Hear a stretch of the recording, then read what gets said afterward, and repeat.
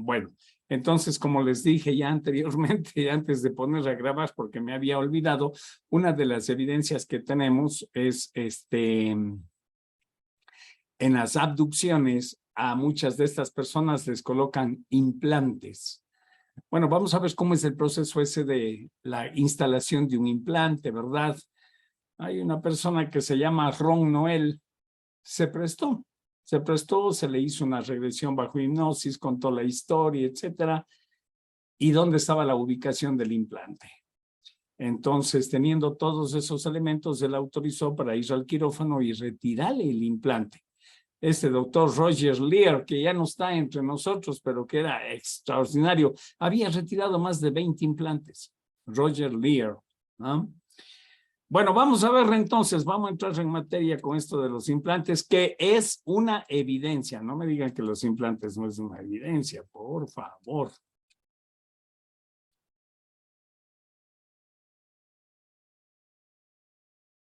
Después de realizar una regresión hipnótica a Ron Noel, era necesario extraer el implante que había sido ubicado en su muñeca izquierda.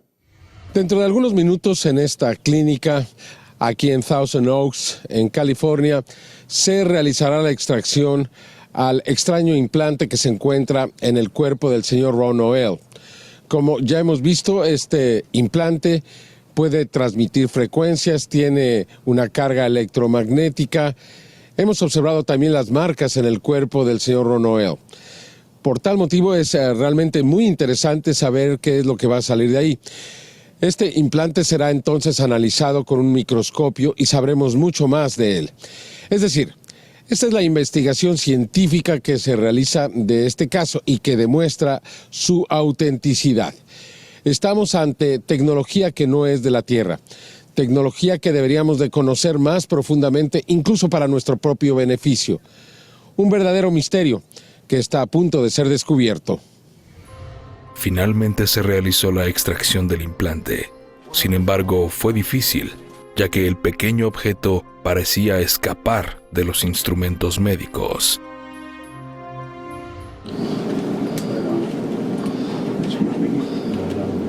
Wow, you got a hold of it. You got it. See it? Yeah. You see how I was a little too fast, I know. But I'll show it to you before I take it out. I have it, see, I have my clamp. It's coming out. Yeah, coming out. Oh, right, the skin. Oh, Lord. Yeah, that's overconfidence for you. That was a little bit too easy. Yeah, of course.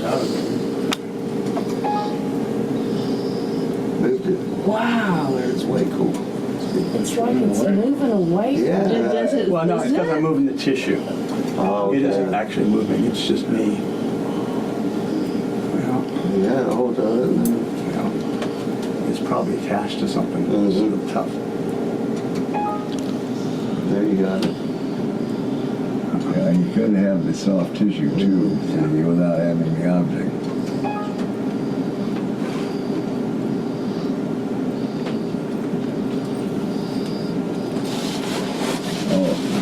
It moves around. Yeah, it does quite a bit.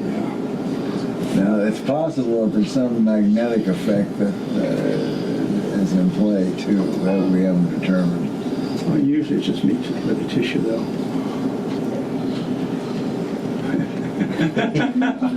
You should check and see if the stainless instrument's magnetized after those. I don't think it is. We could try. Well, I mean, it may, the object may magnetize it, is my point. Because it is putting out a magnetic field. We've checked that already. It does not want to come out. And you just have to be patient. It's like a little fishing. Yep. It's always, it seems like you get it once, and then you gotta fight it afterwards. Feels like you got a hold of it. That looks like you I didn't have it. I have tissue next to it. Yeah. It looks like I have it. Yeah. Just pulling the tissue and making it move. Can you feel it when you grab a hold of it with the hemostats? Let's see the moving picture again.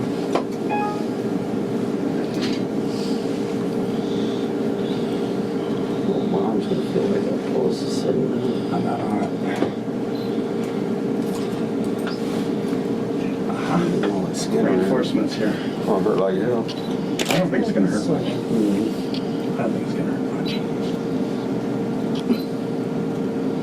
Maybe we should use an Alice for this. Oh, you'd take a lot of stuff with you. You had an Alice. Yeah, but you'd be, you would have larger jaws.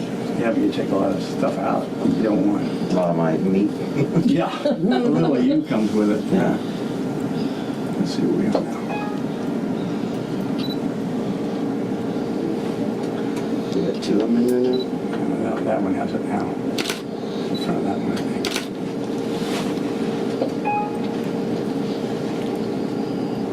Got it. No. Nope. You just want to push away from you. See, it's not quite on it. I have the tissue next to it. Watch it move. See, it looks like I have it. See, it's not quite there. Aquí podemos observar cómo el objeto escapa de los instrumentos médicos.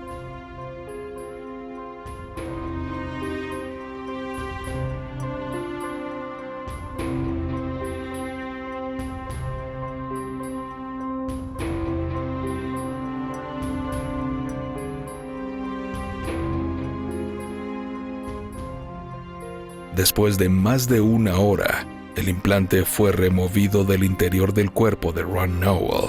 Una intervención que debería de haber sido de unos cuantos minutos, duró más de 1 hora. Dr. John Matriciano comenta el por qué había sido tan difícil extraer este pequeño objeto del interior del cuerpo de Ron Nowell. Dr. John Matriciano, why was so difficult to extract the implant from the body? The implant was attached to a thick layer of tissue, which was adherent to it. So it was sort of stuck in, and it had tissue grown around it. So when you reached to grab it, you couldn't grab the tissue itself. You couldn't get the blunt clamp in, and you would need a sharper object. So in expressing it and finally releasing it, we actually had to take a scalpel to cut it out. So normally you're able to reach in and grasp something. It has a little scar tissue, but this had a lot around it. Why do you think that happened? Oh, it may just be the layer of tissue that it was in. Sometimes if something lands in a layer of fat, then it's going to be easy to get out. If it lands in an area of tough connective tissue, then it attaches to that, and then it's very difficult to get out. If you compare this extraction to others, it was the same or it was very different? This was a little more difficult than most. Most of the time I'm able to get out sooner and quicker than this. And there has been times, however, where if it falls apart, you have to take it out in pieces, and that's even worse than this. So. Are you happy with it? Yes, I'm happy with it. Satisfied? Yeah. Yes, yeah. The subject, Ron Nowell, got a little depressed after the event. Is that normal? I don't know. I think what I gave him in the local anesthesia was a little bit of adrenaline. And sometimes you get a little bit of a rush afterwards, and it gets your heart pounding a little bit. And I'm not sure if it was from that or if it was from, sometimes people will pass out just looking at needles and stuff, and you're never sure about what your body does. Okay, we're going this way. Okay,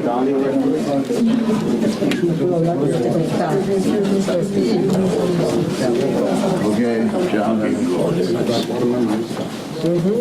Wait. Exactly. Oh, wow. You want to come out here? Where'd it go? Can you tell us what we are seeing here? Okay, we're using a very powerful type of microscope, and we're looking at ultra close pictures of the surface of this object. And it appears on the computer screen, and we're looking at various parts of the surface of the implant. And it has a biological coating, so some of the things that we're seeing is the biological coating, and it's covering the metal, so we're really not seeing the metal below. So this is surface features of biological tissue which coats the implant. You cannot remove the biological tissue? The biological tissue, yes, will eventually be removed, and then it'll be sent in for separate analysis. That's before we get to the metal. The metal is A last. little bit, we're going to see just the metal. You won't see the metal until the tests have begun. Then we'll have pictures of the metal. And you are doing this because it changes the object, the implant changes with time. Yes, there are changes that occur. In the past, we found that the magnetic field that's around the object in a period of 4 to 6 weeks decays and becomes less and less and less. Right now, in its present state, it's usually fairly magnetic, even after it's out of the body for 4 to 6 weeks. What did you expect to find? Well, if we expect to find something similar to what we've seen with the other ones, and that includes metals containing meteoric iron and other minor elements, we expect to. In the past, we've seen structures within the metal. Some are carbon nanostructures, and then there's crystalline sodium chloride structures that we've seen in the other ones. Also, there's some figures like spheres and ovoids, and at this point we don't know exactly what they are, but they are there too. So whatever this is, it houses a very complex, highly advanced nanotechnological electronic device. The superficial view is similar on the other ones. Yes, superficial view is similar both in color and in texture to the other ones, with exception of the one we did on the last case, which was a little rod typed or shaped material which came apart in pieces and then started to reassemble by itself after 48 hours. Con el poderoso microscopio electrónico fue posible detectar nanoestructuras en el interior del implante. And what we could be looking at is actually nerve fibers. And this in large part could be what's called a node of Ranvier. And Ranvier's nodes are between, they're like links on nerve fibers where nerve bundles come together. Nerve fibers probably connect to the membrane around the device, and then the carbon nanotubes may connect from underneath. I was thinking that these could be the carbon nanotubes because the membrane may have been disrupted somewhat when I was taken out of the patient, but we need to find out how big this is. Are you surprised? No, I'm not surprised at all. It looks like what we've seen previously. So I think a lot of these devices are very similar to each other. There's different categories, and seems to be about 4 or 5 basic types. Is this object going to change over the next few weeks? It may start to corrode. Mine started to corrode when the membrane was taken off of it, and when the pieces were exposed to air, because the meteoric iron is quite susceptible to corrosion. It's not like stainless steel. It doesn't have anything in it to form a protective oxide coat, so it started to corrode pretty quickly. Also, you might mention the magnetic field. The magnetic field decays over a period of 4 to 6 weeks. So it could be highly magnetic now, and if we were to look at it in 6 weeks, it might have no magnetic field left at all. Yeah, the magnetic field is self-generated, I think, because there's a lot of power being generated within the devices, we think. These devices may be putting out as much as several hundred watts of scalar wave electromagnetic energy when they're operational. That type of energy is difficult to detect with the instrumentation that people normally use, but there are special instruments that can detect it, and it would have several advantages in that it would have a much longer range, and there's very little loss in scalar energy between the transmitter and the receiver. And Nikola Tesla was experimenting with technology like that, and the government probably has this sort of technology as well, but it's not used by the general public because it's mostly classified. There are changes that occur. In the past, we found that the magnetic field that's around the object in a period of 4 to 6 weeks decays and becomes less and less and less. Right now, in its present state, it's usually fairly magnetic, even after it's out of the body for 4 to 6 weeks. The analysis of the tissue is going to be starting right now, or takes longer? it takes a while for it to get done because we do one test at a time. It's like looking through the layers of an onion. You peel the most superficial layer and you look at that, and then the next one, and the next one, and the next one. And then finally we get into the metal itself, and that's when the metal analysis begins. What did you expect to find? Well, if we expect to find something similar to what we've seen with the other ones, and that includes metals containing meteoric iron and other minor elements, we expect to. In the past, we've seen structures within the metal. Some are carbon nanostructures, and then there's crystalline sodium chloride structures that we've seen in the other ones. Also, there's some figures like spheres and ovoids, and at this point we don't know exactly what they are, but they are there too. So whatever this is, it houses a very complex, highly advanced nanotechnological electronic device. The organic material is consistent with the other organic material. We found that it's eventually made up of keratin, hemosiderin, which is an iron pigment stain, and also it has what's called striated keratin, which is a very strong piece of material that makes up your skin and so on. But lately we've had some other findings which indicates that the biological tissue has a relationship to the metal itself. In other words, the metal might have a phase where it's actually becoming organic tissue. We used to think originally that, maybe this was a metal object and it was, maybe dipped in some kind of the patient's own biological material and then placed in the body. And then we thought, no, perhaps this is some other form where they actually stimulate the growth of biological tissue which surrounds the object. And now it's looks like it's a very good possibility that the metal and the soft tissue is all one, just changing phase. En el microscopio electrónico se pudo observar a un instrumento extremadamente complejo. It looks like it's very, very conductive material and it's reflecting light.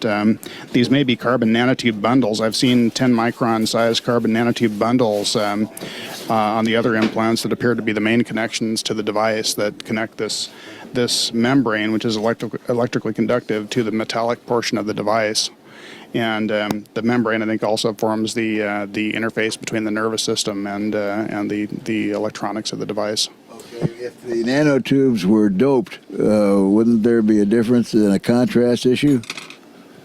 Yeah, sure.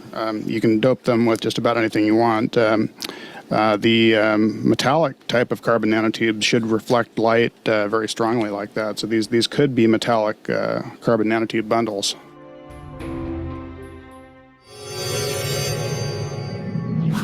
Whitley Strieber es investigador y ha escrito novelas como Communion, considerada un clásico en la historia de la investigación del fenómeno de las abducciones, y además se ha descubierto que Whitley tiene un implante en su cuerpo. Well, I do know about the phenomenon of the implants. I had one put in my ear in May of 1989. It's there now. And when it was attempted to be removed by a doctor, it moved from where it is now down into the lower part of my ear, and he ceased the surgery because obviously we'd never seen anything like it before. He did get a little piece of it, and when it was examined pathologically, it had a metal base with organic material growing out of it, unlike anything ever seen before. 3 days after the removal, it went back up to the top of my ear where it remains because I decided it would be unsafe to try again. I don't know enough about what it is. And this should be looked by science as a very serious investigation. There are two parts to the tragedy of science ignoring this. The first part of it is, and the greatest part, obviously there is an enormous amount of knowledge to be gained from the implants, from the testimony of witnesses, from a careful examination of UFOs and UFO activity all over the world.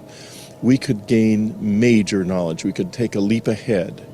The other side of the tragedy is that we are probably ignoring a chance at contact with people from some other reality or some other world, a chance that may not last forever. And what do you think of what you saw today? This implant was a very unusual looking discrete object, and I suspect it's going to be extremely productive in terms of analysis. It's going to be a very well able to analyze implant. I was quite interested that the subject felt such an emotional wrench when the implant was taken out of him that he basically just wants to go home and be alone. And he feels like he's lost someone who's been with him for 40 years. And I had that very feeling when this object was in me, and I was secretly glad as it moved out from under the surgeon's scalpel that it had saved itself. And why these things are being implanted on people? Jaime, I have so much that's changed in my mind. I can see into other worlds. I just can't even begin to go. I'm a different person. I have a different set of senses, a different set of meanings, a different set of memories, a different set of abilities. The ability to see other worlds, the ability to come into routine contact with the dead. The whole veil between the living and the dead has fallen in my life, and I think it has to do with this thing, and I think it's the most valuable possession I have. Nosotros regresaríamos algunas semanas después a la clínica del Dr. Roger Leir en Thousand Oaks, en California, para conocer los resultados. Las expectativas eran extraordinarias. Hasta ese momento era evidente que el implante tenía nanotubos de carbono en su interior, una tecnología desarrollada muy recientemente por los seres humanos. Además, había crecido tejido orgánico en la parte metálica del implante. Si lográramos hacer eso con los seres humanos, los trasplantes serían aceptados automáticamente por el cuerpo. El objeto no había producido molestias ni infecciones a su portador, Ron Noel. Eran muy grandes las sorpresas que nos esperaban. Ron Noel, un hombre de casi 50 años, de acuerdo a la investigación, fue secuestrado junto a 2 amigos por seres desconocidos. En la regresión hipnótica que se le realizó, él pudo recordar todos los detalles de lo que le sucedió una noche de mayo de 1970, cuando solo tenía 9 años de edad. De acuerdo a su relato, Ron Noble fue llevado al interior de una nave junto a 2 de sus amigos, Mark Bojack y David Jamal, en Orlando, Florida. Ron pudo visualizar cómo fue colocado en el interior de su cuerpo, en su muñeca izquierda, un objeto.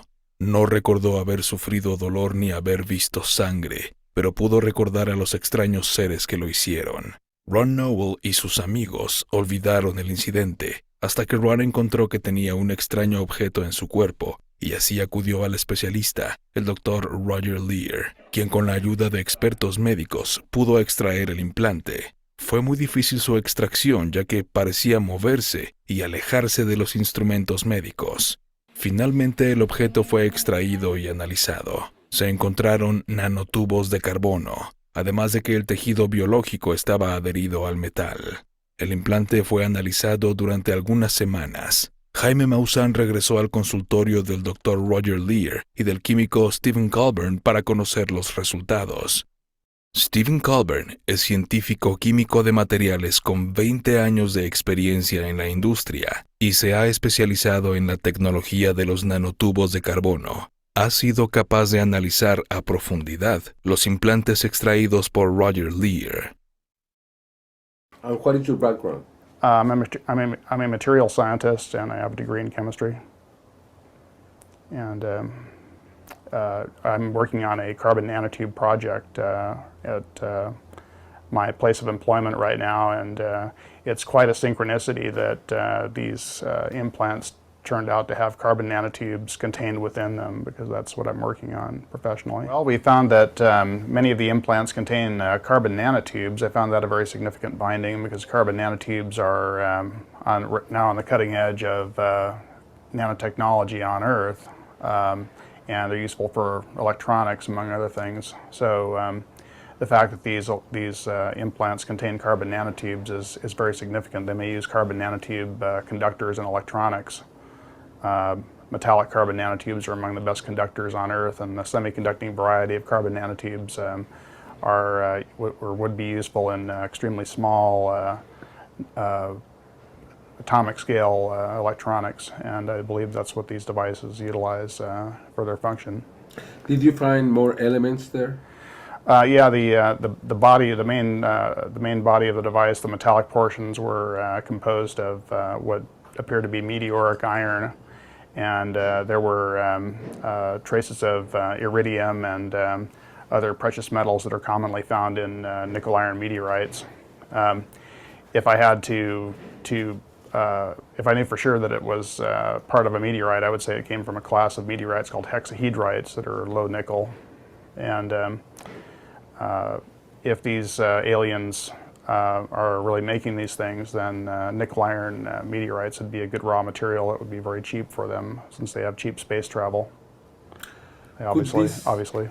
Could these devices be made on Earth? I don't think so. I think the technology involved is at least 100 years ahead of anything that we currently have. It's a slight possibility that the secret government, who are always several decades ahead of commercial technology, may have made these devices, but personally I doubt it. I think that these devices were made off-planet by an advanced race of some kind. And what is the function of these things? Well, that's speculation at this point, but according to abductee reports, it's likely that these devices have many functions, including tracking, monitoring the health of the subject, and perhaps relaying other forms of data to the aliens, such as what the subject is seeing and hearing in real time. That brain implant that Whitley Strieber described in Communion, that the small BB-shaped object that they've been reported to put up people's noses into the brain, is said to have that sort of a function, where it enables them to hear and see what the subject is hearing and seeing in real time. It means that we are broadcasting to them what is happening to us? Yes, if that's true, then it would convert the subject into a walking bug. Esta tecnología podría representar un gran avance para la humanidad, tecnología que, de acuerdo al químico Stephen Colburn, se encuentra al menos 100 años delante de la tecnología de los seres humanos. Well, I think that we could be on the cusp of a brand new age. For one thing, I think that these devices are powered by zero-point energy. In other words, they extract the tremendous energy of the quantum vacuum to power their activities. These radio signals that the devices are giving off could be quite powerful in the scalar range. They're most likely not normal electromagnetic emissions. They're a type of emission called a scalar electromagnetic wave that's hard to detect with instruments that we normally use. And if that's the case, if they are broadcasting in the scalar bands, then the signals could be quite powerful, perhaps as powerful as several hundred watts. And in order to extract that, to utilize that sort of energy, to broadcast that sort of energy, the devices would have to be powered by zero-point energy. That's the only source of power that would be powerful enough to do that without using nuclear energy, and the devices are not radioactive, so that's clearly not the case. Dr. Kuntz, an associate of ours, has also said that several of the frequencies that were found in the implant that was extracted from the last subject were frequencies that could be utilized to extract zero-point energy. So it's highly suggestive in that way. Nos encontramos entonces con el Dr. Roger Leir, quien estaba realmente asombrado con los resultados. Este sería el 16º y último implante que extraería. Roger Leir, this is just amazing. Yes. it is amazing, and when I stop and think about it, it almost leaves me speechless. This has never been done before. This is something brand new, and this is the judicious use of academic science. And when you find, a team of scientists that will come forth and look at this material and look at what it is, and then is able to theorize, something about it, like has been done here, has never been done before. We found that this material is almost indestructible, not even to acid. It's so hard that you needed to use a laser beam because you couldn't cut it anyway. That's correct. Wouldn't cut in any possible means with any machine or tool, and the files that they used, the hardest file, couldn't even make a groove in it. And this is not usual? There is no metal known, as far as we know. Of course, I have to clarify that by saying even academic science doesn't know what the black projects are doing. So at least what we do know, we know of no such material that is as hard as this. The man who cut it with laser was afraid. Why he was afraid? Well, because when he heard and saw what happened when the object could not be cut, although we didn't fill him in on a lot of the background, he was just inherently afraid. So he set the laser to run on an automatic basis and then just backed away across the room, not knowing what was going to happen. But it did go through and made a very clean cut. What did you find on the cover of this object?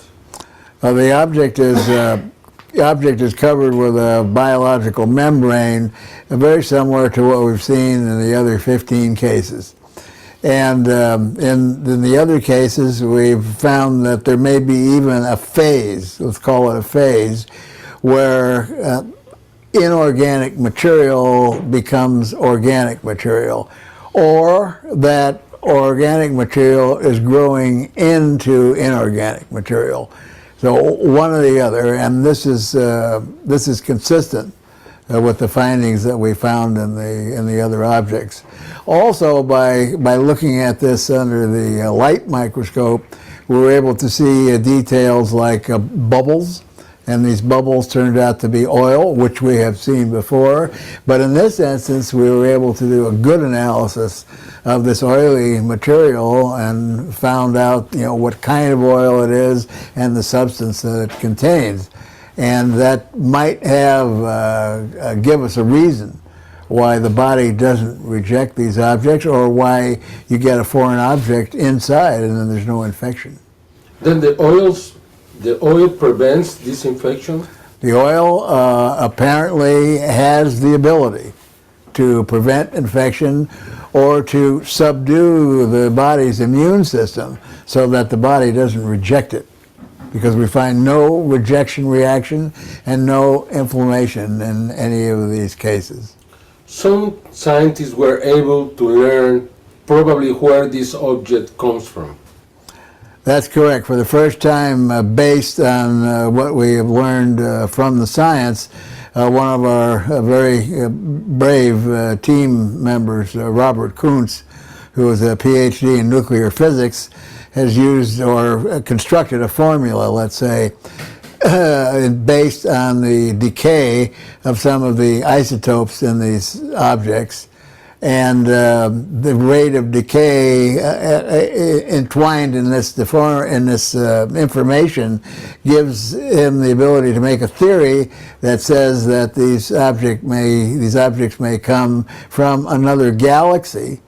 And as Steve Colburn has mentioned, originally we thought perhaps they may be coming from the heart of the Milky Way galaxy, the galactic core. But now in this new information, it's possible that they come from as far away as 90 million light years, which is far distant from our own galaxy. When the implant was inside the body of Ron Noel, it was somehow transmitting information probably to the outer space. Yes, we haven't really done work through FCC data as to look at the frequencies. We just haven't had time yet. We're going to do that. We'll look at a chart.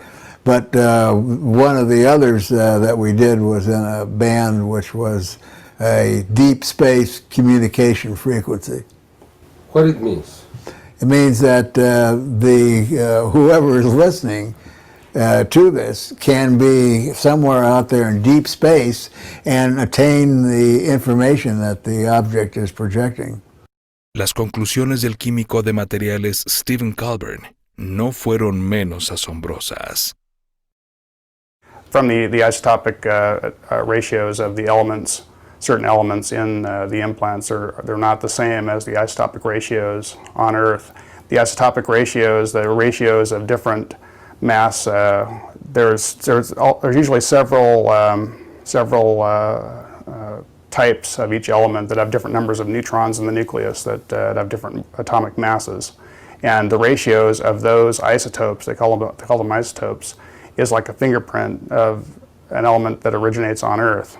And if the isotopic balance is out of order by more than a couple of percent, it almost certainly came from off-planet, and these ratios were off by 30–40%. What does it mean? It means they came from a long way away. How far? According to Dr. Kuntz, it could have been as far away as 90 million light years. He's originated a formula that gives us a rough idea of how far away they might have come from. So they either came from much closer to the core of our galaxy or from another galaxy entirely.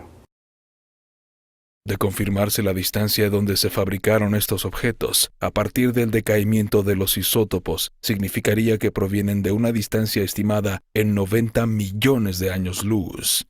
Es decir, que estaríamos ante una de las evidencias más importantes de todos los tiempos.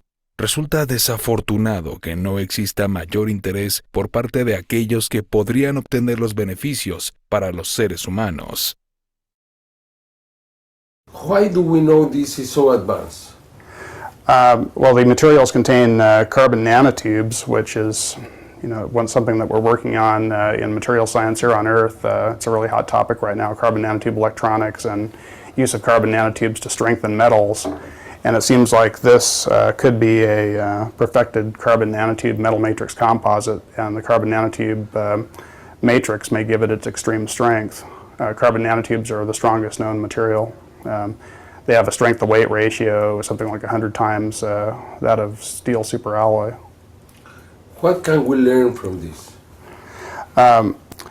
Hopefully we could learn how the devices function eventually if we analyze enough of them, and we could reverse engineer the objects if enough funding is made available, and I think that would be extremely informative, and we could learn to make electronic devices, nanotechnological devices similar to this to advance life on Earth. Are you going to publish this in a scientific paper? Yes, as a matter of fact, we're trying to do that now. We're trying to publish in the Journal of Scientific Research. And what is going to be the response, you think? Well, they seem to want to publish it. The first reviewer kind of bashed it, but the editor liked it, so hopefully the second time around it'll get through. Because the scientists always complain that they don't have physical evidences. Yes, we do have related to this phenomenon. We do have lots of physical evidence, not just the implants, and it's available to anyone who wants to go to the trouble of investigating these cases. But most people don't want to believe it. People have an incredible capacity to be in denial about these things, or to be afraid to talk about these things for fear of their funding being cut or ridicule or things like that. Scientists especially are very afraid of damaging their reputation by talking about anything that's not considered mainstream. But you are not afraid? No, I'm not afraid. I think that this is very important, and it's important for people to tell the truth and follow the evidence wherever it may lead. That's the essence of true science. Los implantes no solo representan una evidencia física que demuestra la presencia de otras inteligencias en nuestro mundo, sino también la posibilidad de obtener conocimientos científicos muy avanzados para beneficio de la humanidad. Sin embargo, para poder desarrollar esta tecnología, es necesario reconocer la autenticidad de este fenómeno y que los científicos se involucren en esta investigación.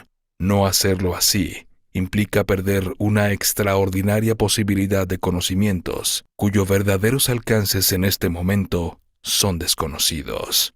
Después de la muerte del Dr. Roger Leir, el 14 de marzo de 2014, Stephen Colburn continúa con la investigación científica de los implantes. Sin embargo, se requieren de fondos para realizar las intervenciones quirúrgicas y los análisis a los implantes que sean extraídos. Steve Colburn, what is the future of the investigation with the implants? Well, I'd like to continue Dr. Leir's work, maybe even at a faster pace if I could get funding to do that.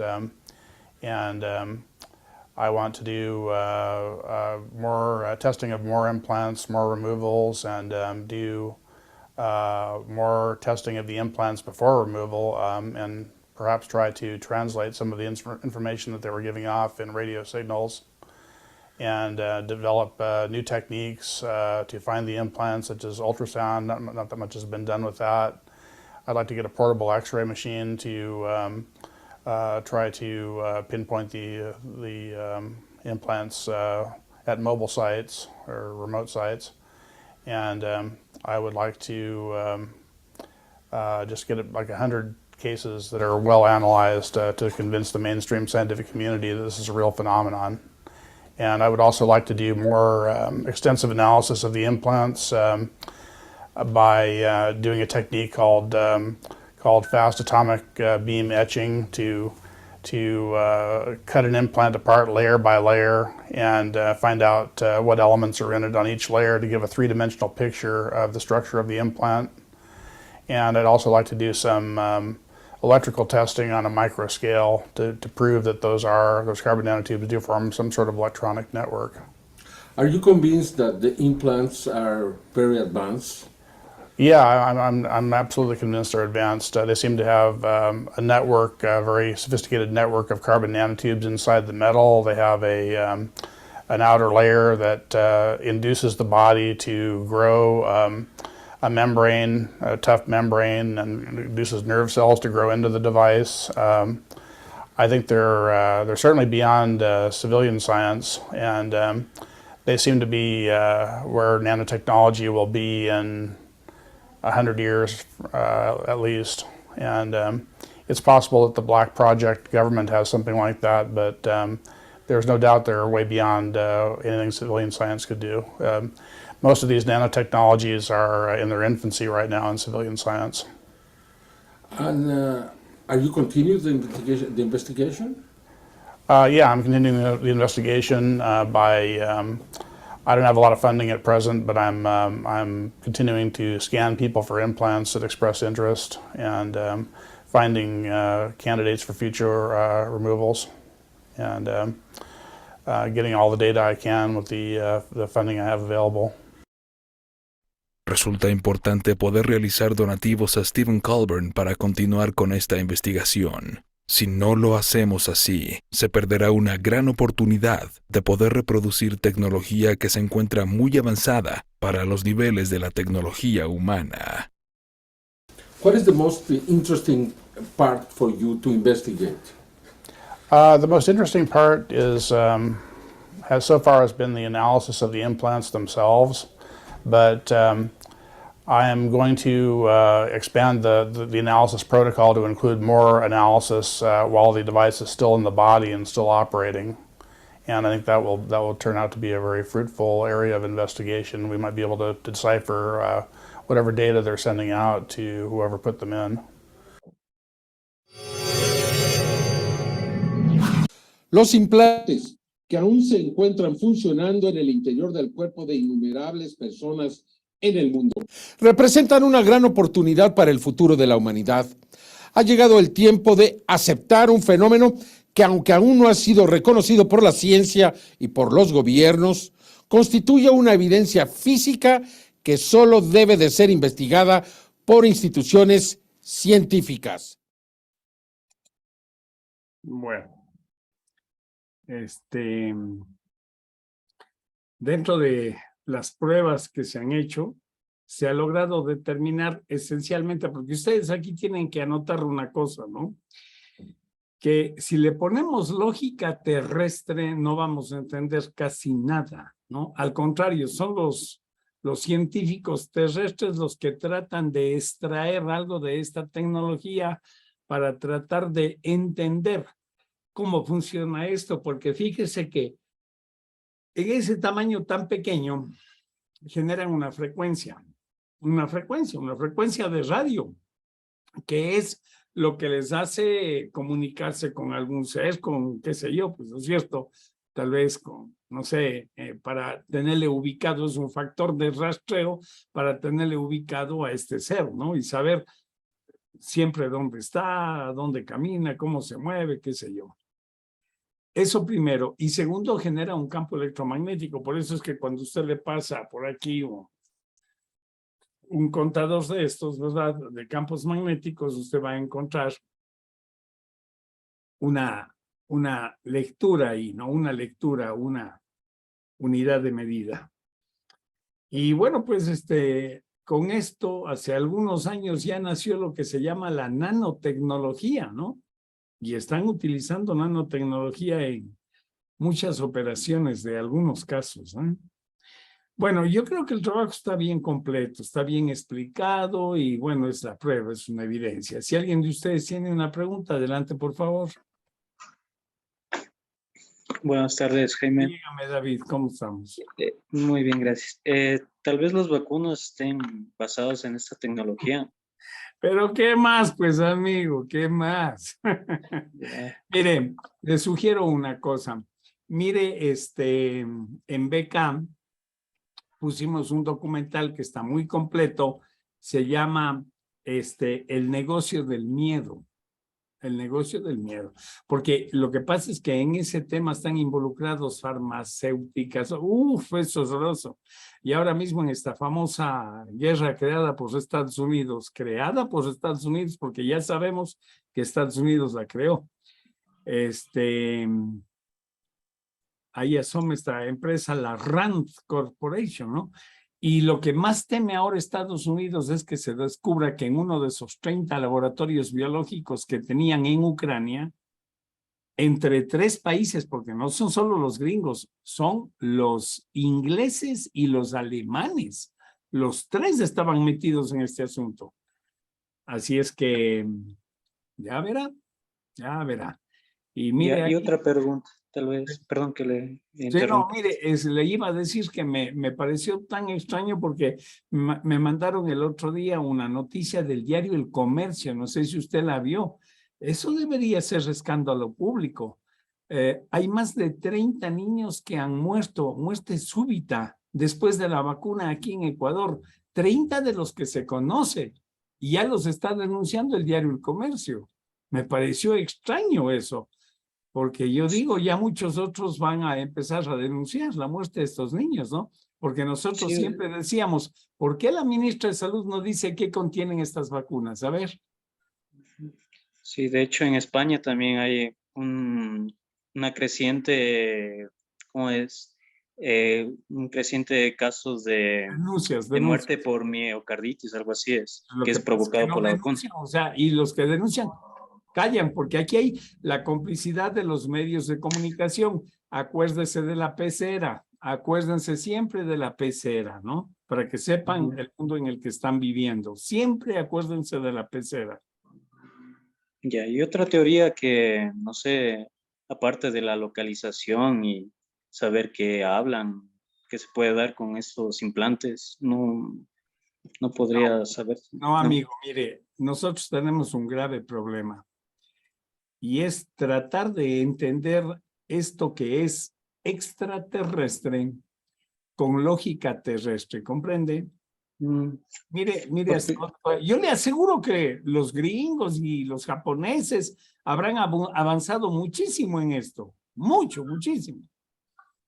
A lo mejor hasta los chinos también. Por eso no ve cómo crean una tecnología que es alucinante. Tienen ahora computadoras cuánticas. Coño.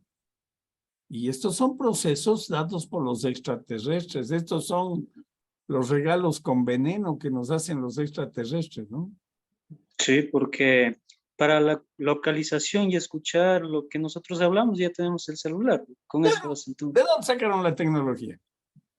¿De dónde? ¿Cómo lo hicieron? O sea, pero para el mal hay hasta tecnología para hacer el mal, ¿no? Sí, sí. Bueno, ahora, para que usted vea que no solamente, porque digo, esto que estamos conversando con usted, David, a lo mejor puede ser visto por muchas personas como algo malo, ¿no? O sea, que vienen estos y sin ninguna autorización, agarran a la persona, le ponen el implante, los rastrean, etcétera, etcétera, ya.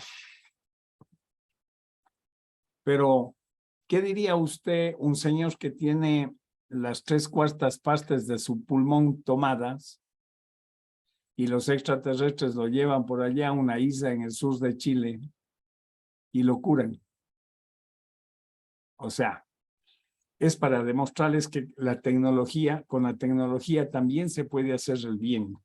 ¿Comprende? Esa es la famosa historia de Friendship. De ahí se levantaron mucho. Se levantó mucho.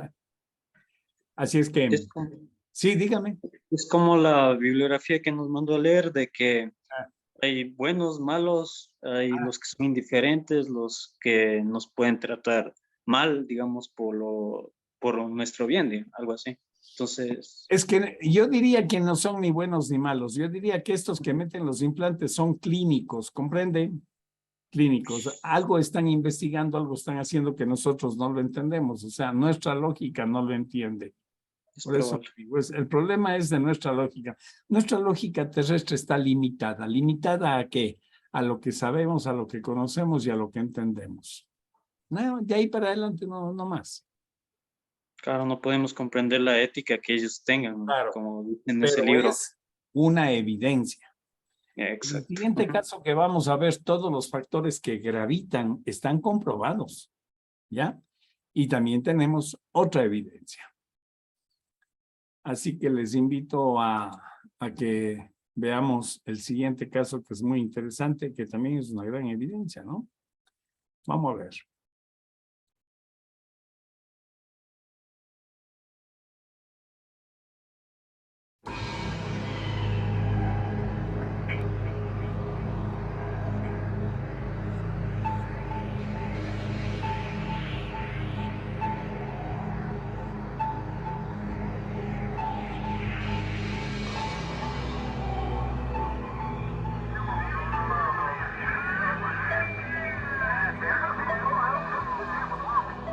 Que llevaba 1 año y medio, ahora digo, hablando con extraterrestres.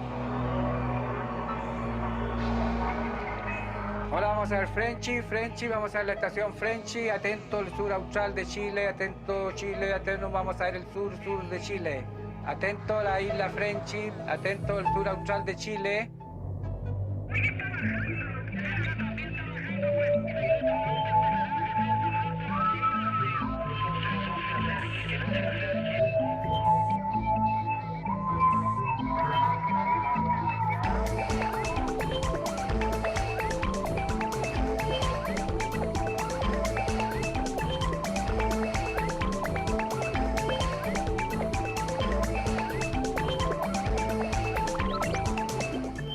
De los aviones parpadean, pues eso no parpadea, como que aceleró más.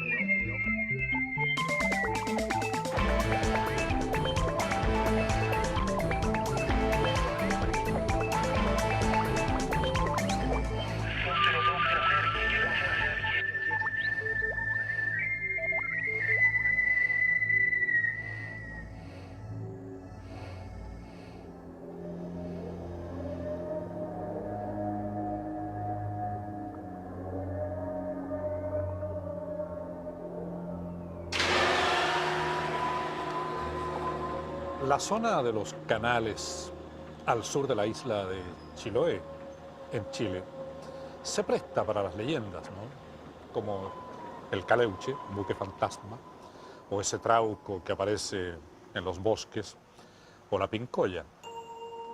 La última de esas leyendas, que tiene algunos años ya, es sobre una misteriosa comunidad de hombres altos y rubios, aparentemente nórdicos, que vivirían en una isla sin saberse muy bien con qué propósito.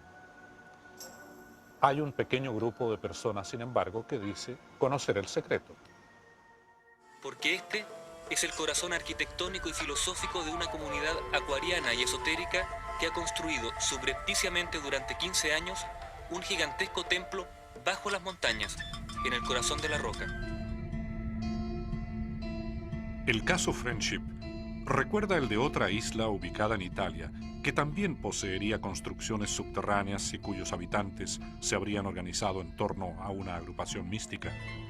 A diferencia de otras leyendas que corren de boca en boca en la zona sur de nuestro país, la historia de Friendship estaría respaldada por presuntas evidencias y testimonios. Entre las pruebas se cuentan más de 1000 minutos, grabados en cassettes, de conversaciones sostenidas entre radioaficionados de Santiago y personas que se identificaban como habitantes de esta isla. El contacto entre estos radioaficionados y la isla sería permanente. El año 1985, uno de esos contactos con radioaficionados habría coincidido con el avistamiento de un ovni sobre la capital. Hay investigadores que tratan de establecer una relación entre esa colonia que habitaría en una isla llamada por ellos mismos Friendship, lo que en inglés significa amistad, y el fenómeno ovni. La existencia de Friendship ha dado origen a numerosos reportajes en Chile y en el extranjero. La revista Conozca Más bautizó a sus colonos como los misteriosos extraterrestres de Chiloé.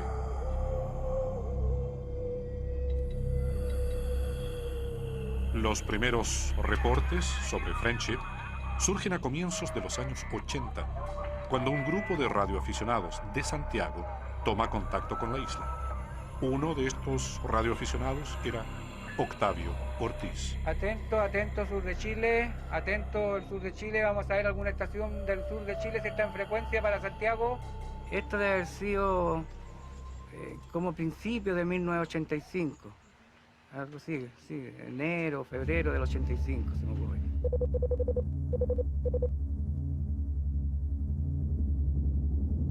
Octavio Ortiz llevaba meses comunicándose por radio con el sur de Chile con personas que hablaban con un marcado acento extranjero y que, según quienes los habían visto, pertenecían a una especie de congregación. Incluso un testigo los describió como unos extraños curas. Por varios meses mantuvimos comunicación, generalmente siempre esto era comunicación en la noche. Hasta altas horas de la noche nos encontramos. El sábado recién pasado hubo expectación prácticamente en todos los sectores del área metropolitana por 2 o 4 objetos que aparecieron sobre los cielos capitalinos. Nadie se ha puesto de acuerdo sobre esto. El 17 de agosto de 1985, cuando ellos nos llamaron por radio, y ese día Claudia contestó y le dijo: Claudia, sal afuera y mira al cielo.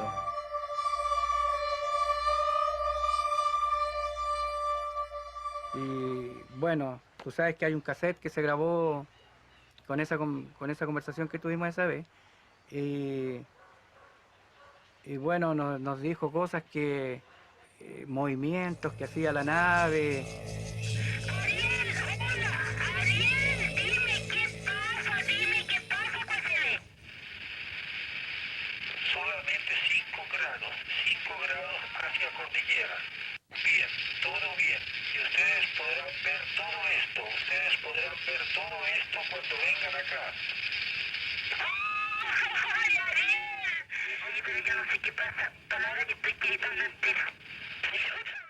Esta vez fue una confusión total, realmente fue un nerviosismo tremendo.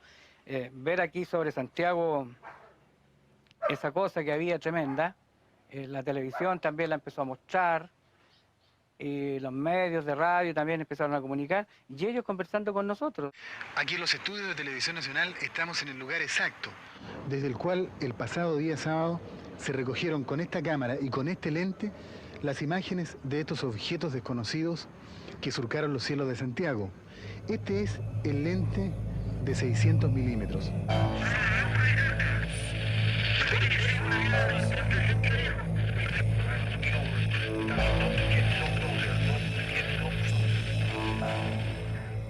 De un avión que andaba por alrededores, que no se acercara porque habían campos magnéticos alrededor del aparato ese que estaba ahí.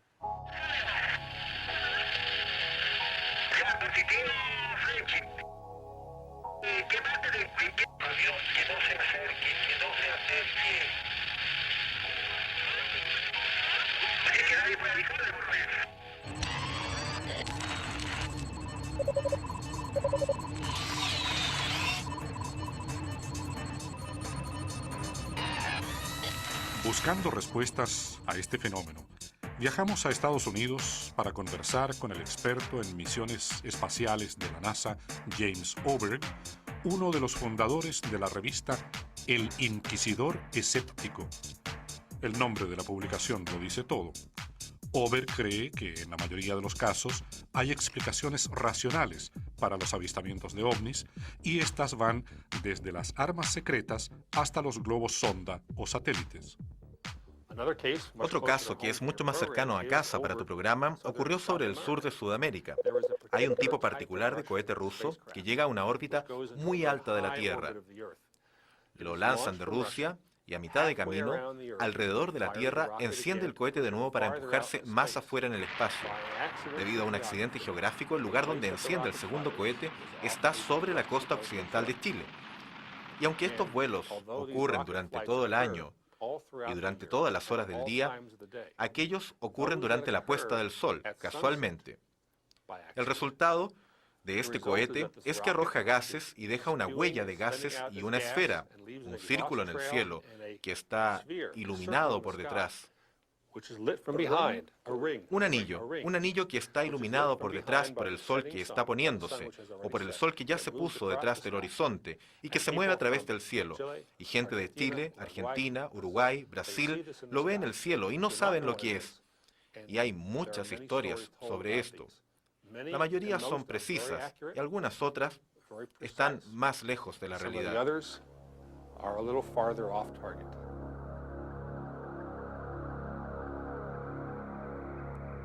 Poco después del avistamiento del OVNI de agosto de 1985, la Dirección de Aeronáutica investigó el caso.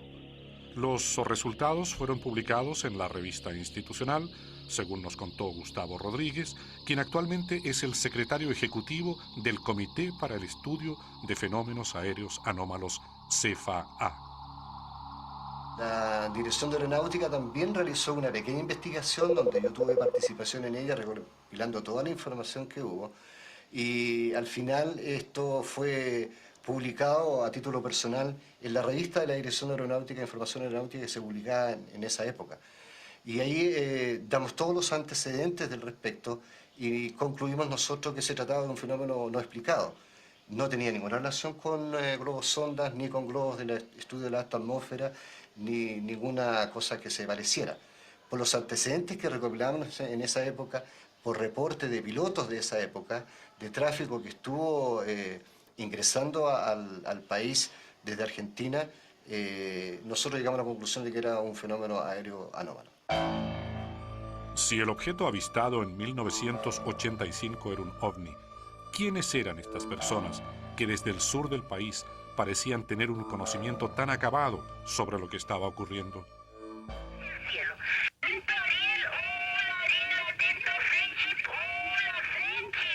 En otra oportunidad también me dijo, estábamos hablando de eso a las 1:30 de la mañana, y me dice, no vamos a poder seguir conversando porque los militares están grabando nuestra conversación.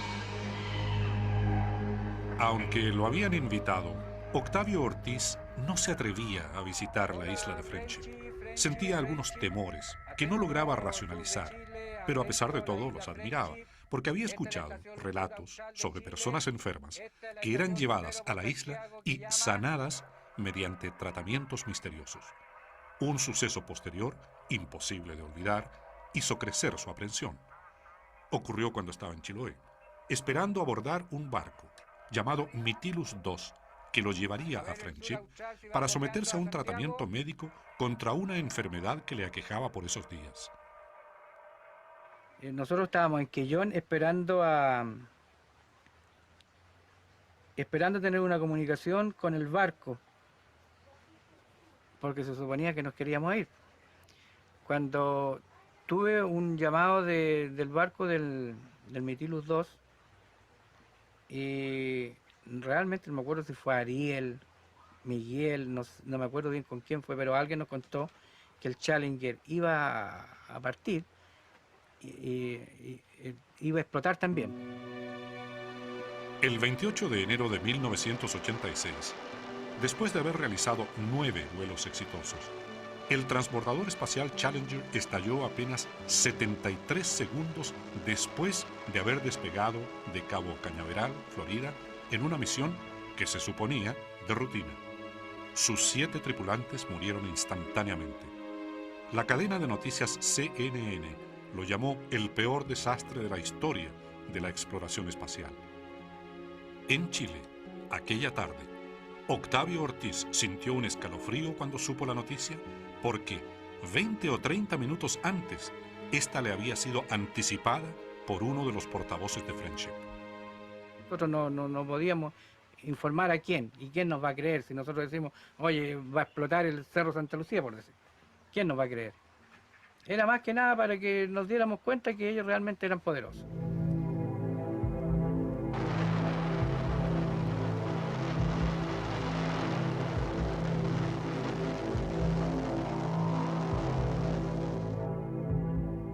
Una de las investigaciones más completas sobre Friendship fue publicada por el ufólogo Josep Guijarro.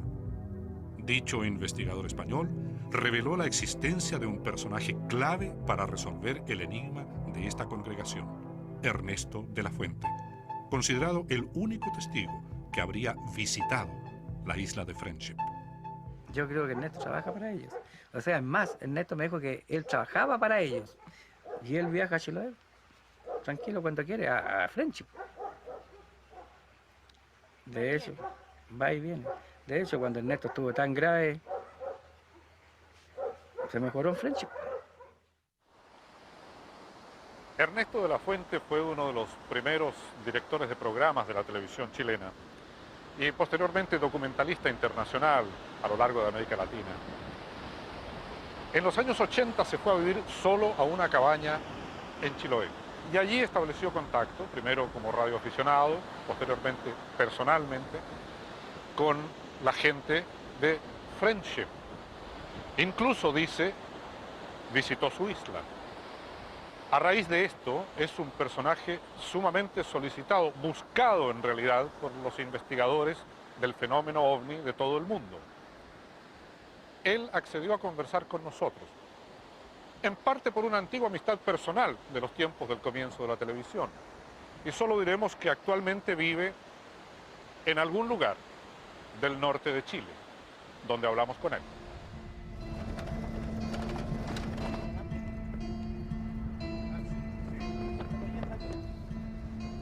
Yo no tenía que hacer de todo. Yo era director de televisión, porque tú me levantaste la pega de animador. Y al mismo tiempo yo instalaba las antenas, hacía el control video y no ganábamos casi nada.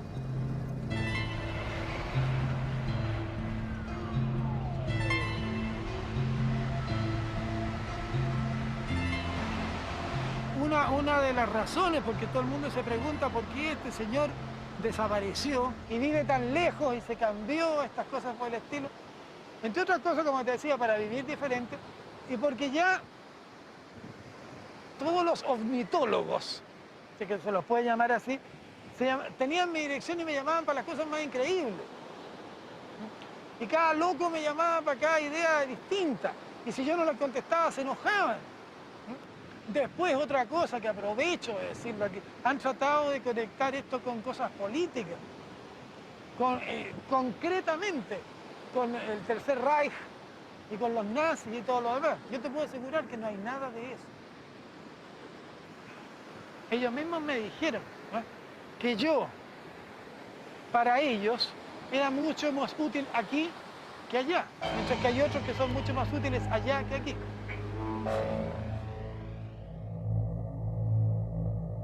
Viajamos hasta el norte de Chile.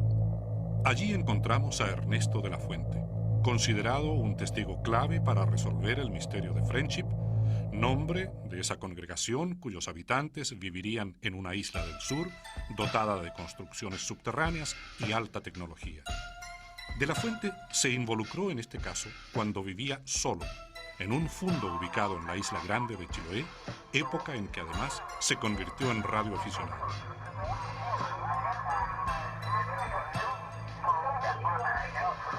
¿Y cómo se llegó al tema que nos ocupa? Lo curioso es que yo no supe que se trataba del tema que nos ocupa hasta que llevaba 1 año y medio, ahora digo, hablando con extraterrestres. Vine a caer en la cuenta 1 año y medio después.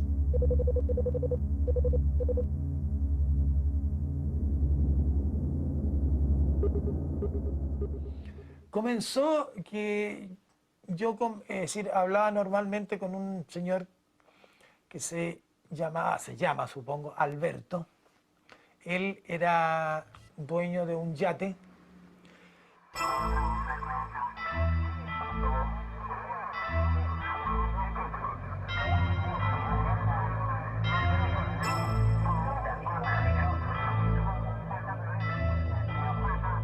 Y de repente me dijo que estaba feliz porque una congregación de unos extraños curas, que él los nominaba así, lo habían contratado. Y yo, como hablaba siempre con Alberto, después empecé a hablar con la gente que andaba en el yate de Alberto. Lógicamente que les pregunté quiénes eran, me plantearon que era una congregación y que habían comprado una isla en el sur de Chile y que estaban instalándose. ¿No daban nombre de la congregación? Sí. ¿Sí? Friendship. Friendship. Friendship. Amistad. Exactamente, exactamente.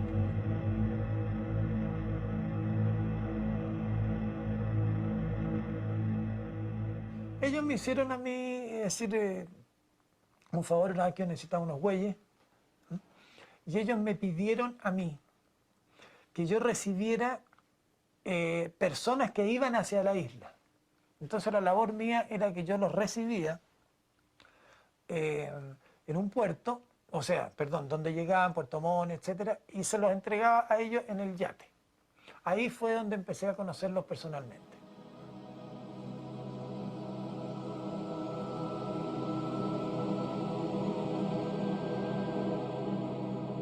Tenían algo extraño. Todos eran del mismo tipo. Y tenían algo que, no sé, pero es muy difícil de describir.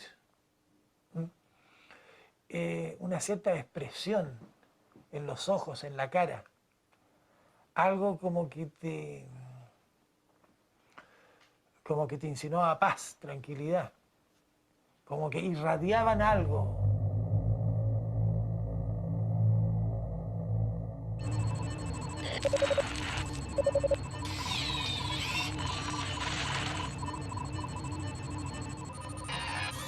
Aquí en Puerto Montt, y específicamente en la zona del puerto, ahí está Angelmó, tenemos las aguas por las cuales habría navegado el mítico Mytilus, esa goleta blanca que lleva personas a una isla misteriosa para también misteriosas sanaciones.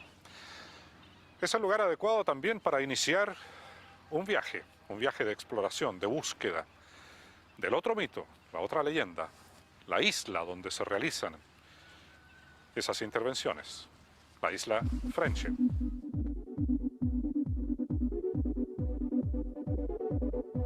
Viajamos a la Isla Grande de Chiloé, decididos a pesquisar toda información relacionada con este extraño caso y confirmar las pistas que nos daba de la fuente.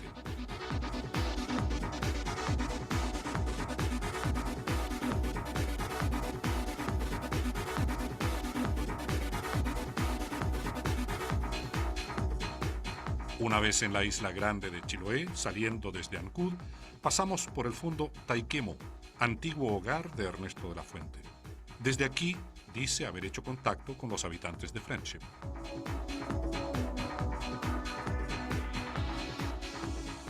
Como hablaban en gringo, entonces muy poco a lo mejor estaban conversando de los ovnis y nosotros, yo por mi parte no entendía nada. Él tenía mucho arrastre, que decía él. Entonces yo decía, puedo pedir cualquier cosa, puedo decir, a mí me decía, Paredes, yo te puedo pedir cualquier cosa y consigo lo que quiero. ¿Ah? Me llamaba mucho la atención esa gran sabiduría. ¿Y hablaban cotidianamente ustedes? Cotidianamente, por radio.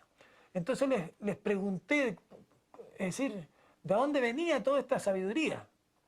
Entonces la respuesta era que ellos no eran sabios, sino que todo esto era conocimiento que le daban los ángeles del Señor. Mientras recorríamos Chiloé, pudimos averiguar que los relatos de avistamientos de ovnis son frecuentes en la zona. Los pescadores nos introdujeron en un mundo en que la mitología y los ovnis conviven en forma paralela. Hay diferencias entre los brujos y los ovnis. Porque el brujo son luces chiquititas y los ovnis son luces grandes y de colores. Nosotros en Santiago ahí han mostrado en la televisión que muestran de repente, oye, nosotros no es nada eso. No, pues, para nosotros es común. Es común esa cuestión casi... Porque nosotros somos navegantes. Sí, pues, andamos todo el tiempo de noche. La vemos una vez a la semana, de repente nos vemos esa cuestión, pero es estable.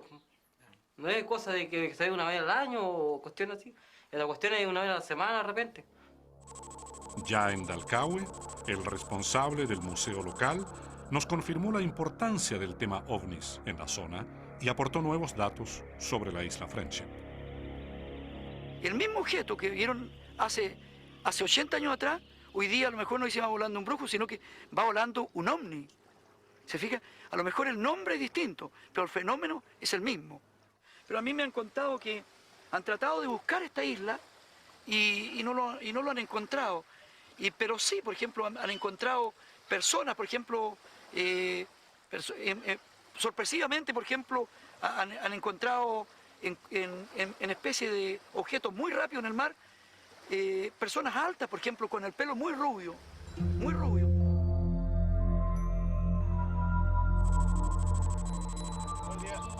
Con la ayuda de la Armada, iniciamos un recorrido a través de gobernaciones marítimas y capitanías de puerto de Chiloé, buscando rastros sobre la presencia del Mytilus II en esas aguas.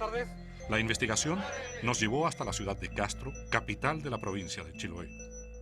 Solicitamos una revisión en los archivos de la Gobernación Marítima de Castro. Como no aparecía nada, pedimos una búsqueda en Intranet, la red computacional interna de la Armada. El teniente Cristian Astorga, jefe de los departamentos de intereses marítimos y operaciones, aceptó ayudarnos. En este momento, el Mario Velázquez está buscando la embarcación Mytilus en los registros de diferentes capitanías de puerto y no está registrada.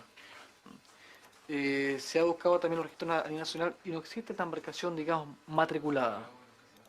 Se hizo un trabajo de buscar en los registros manuales, tampoco se registra, por lo cual, digamos, esa embarcación oficialmente no existe. O sea, Oficialmente no existe. no existe, no hay un control, o sea, no ha sido registrada esa embarcación. El yate es de construcción normal, común y corriente, muy encachado. ¿De qué largo? Eslora creo que se llama. Eso lo sé exactamente, son como 13 metros, 12 metros y tanto. Eso lo pregunté. Todo barco que navegue por esta zona ha sido registrado por la Armada y hay fiscalizaciones periódicas para detectar a quienes tratan de eludir la ley. La búsqueda se concentra ahora en el Mytilus II, ese yate remodelado pintado de blanco y que sería tripulado por presuntos miembros de Friendship. El valor de la embarcación se encuentra allá. No he visto ninguna lancha, digamos, extraña, con pasajeros extranjeros, a esos alrededores. No, no ninguno. En la Capitanía de Puerto de Quellón volvimos a preguntar por el mítico barco Mytilus II. Tiene que quedar registrado porque toda nave que recala un puerto tiene que presentarse ante la autoridad marítima.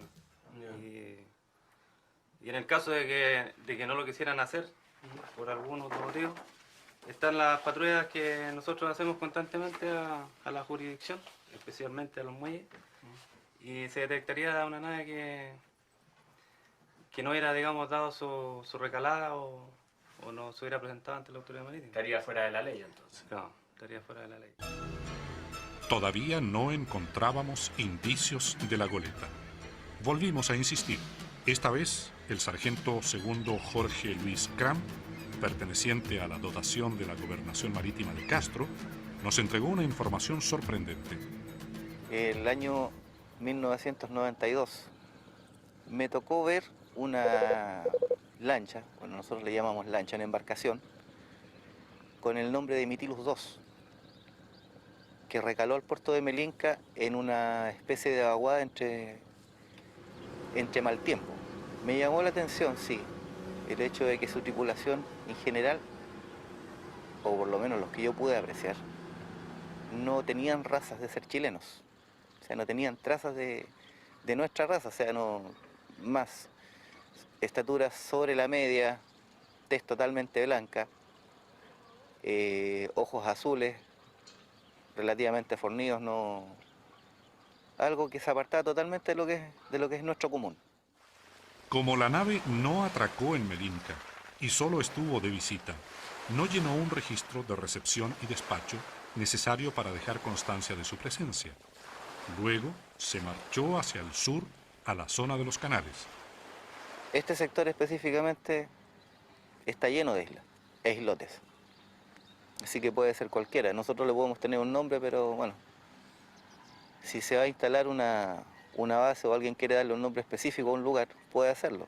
En forma arbitraria, claro que no va a figurar en los estamentos oficiales, que son las cartas y publicaciones náuticas. Agotada la vía de los registros oficiales y aceptando el testimonio visual del sargento Cram, solo quedaba la posibilidad de salir al mar y buscar por nuestra cuenta, desde Melinca hacia el sur, los rastros del Mytilus y de la isla perteneciente a la congregación Friendship. El propio Ernesto de la Fuente nos había confiado que viajó a Friendship a bordo del Mytilus cuando, estando gravemente enfermo, aceptó someterse a un innovador tratamiento médico en esa isla. ¿Qué enfermedad tenías tú? Sí. Cáncer al pulmón, ¿verdad? Sí. Yo te conozco hace muchísimos años, más de 30, y doy testimonio de que eres uno de los fumadores más empedernidos que yo haya conocido. Eras, porque ahora no. Ya. De manera que tuviste un cáncer al pulmón. Ya, ¿y qué pasa ahí? Se me viene el mundo encima porque, no sé, es la típica cosa que uno cree que jamás le puede ocurrir a uno. Pesaba 58 kilos.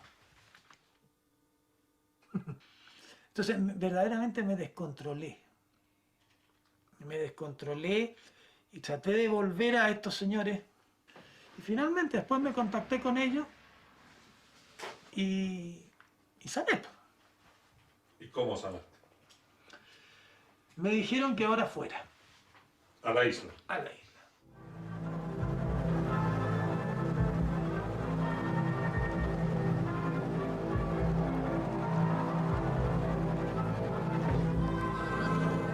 En Quellón, la última ciudad que visitamos en la isla grande de Chiloé, abordamos una embarcación de la Armada, la lancha patrullera costera Grumete Troncoso, que nos llevaría a recorrer la zona de los canales intentando rehacer el viaje de Ernesto de la Fuente. Ahora, si tú quieres saber exactamente dónde me embarqué, ya, en Choen. Vas a tener que darme una precisión algo más clara. Perfectamente. Choen es una bahía que está muy pocos kilómetros al sur de Kemchi. Ya, o sea que nos podemos No, ubicar no aquí. no te va a aparecer. No, pero Kemchi está ahí. Está ahí, ahí mismo, ahí mismo. No, sí, ahí Ya, está. ahí está. Ya. En Chaucar está. Ahí te embarcaste. Ahí me embarqué. En el mismo yate al cual habías En el ido a yate que dejar- se llamaba Mitilus II. Ya. Al cual tú habías llevado pasajeros Exactamente, anteriormente. exactamente.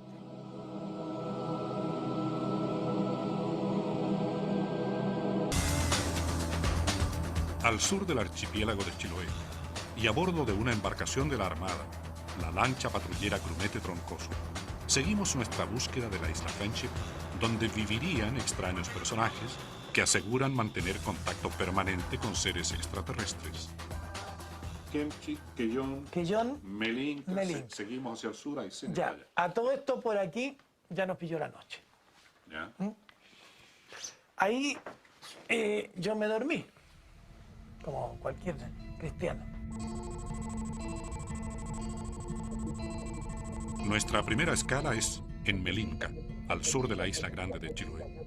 El sargento primero Edio Aguilar, que lleva 4 años como capitán de puerto de Melinka, nos advierte que la navegación a través del Golfo del Corcovado es peligrosa, especialmente para las embarcaciones menores. Este barco que usted me nombra no ha regalado en Melinka, ni ha sido inspeccionado por alguna patrullera o por alguna patrulla de policía marítima.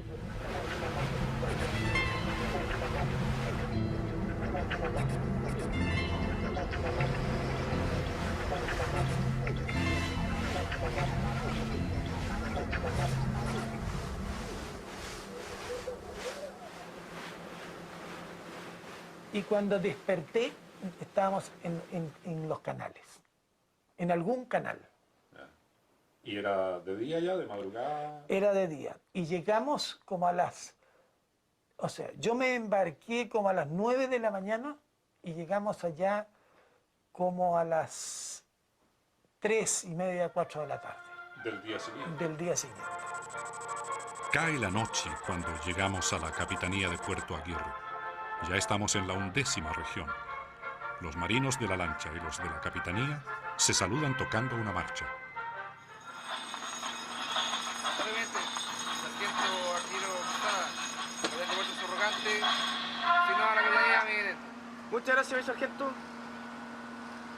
Mi sargento, traigo personal de televisión que viene a hacerle una entrevista. Según nuestra investigación, las coordenadas de Friendship estarían dentro de la jurisdicción de la Capitanía de Puerto Aguirre, en algún punto cercano a una isla llamada Kent. Le mencionamos el nombre de Friendship al capitán de puerto subrogante, el sargento artillero Óscar Quesada Torres. Sí, correcto. Hubo una ocasión que nuestro mando nos consultó dónde queda la isla que usted menciona, la cual no hubo información ya que no se encuentra ubicada en el mapa. Si la isla Friendship no figura con ese nombre en ninguna carta náutica, ¿es posible encontrarla? Decidimos continuar el viaje basados en las coordenadas que habíamos conseguido tras confrontar muchas versiones durante todo un año de investigación periodística. Las coordenadas eran 45 grados de latitud sur y 74,5 grados de longitud oeste.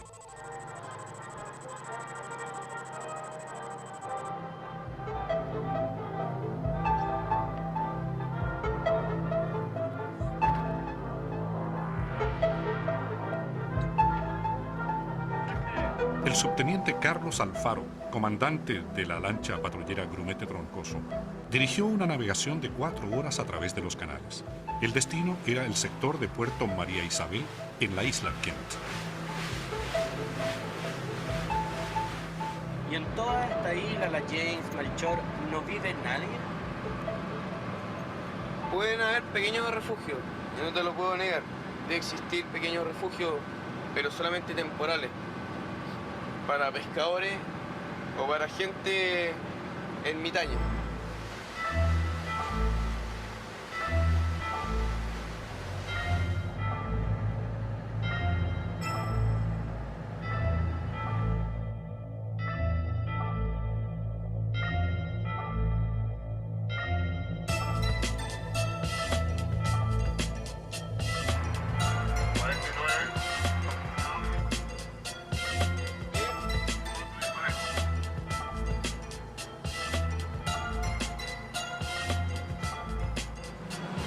estamos en Isla Quén, entrando a Puerto María Isabel. Estamos en la isla más cercana a las coordenadas. Claro, esta es la isla más cercana y lo que pudiera hacer, donde sería el buque que me hablaste, navegando los canales, sería el puerto más seguro. ¿Qué es lo que me queréis decir con eso? Que la embarcación difícilmente se hubiera ido por mar abierto, sino que navegó por canales, es lo más seguro. Y si en algún lugar fondió, esa embarcación fue acá, en María Isabel.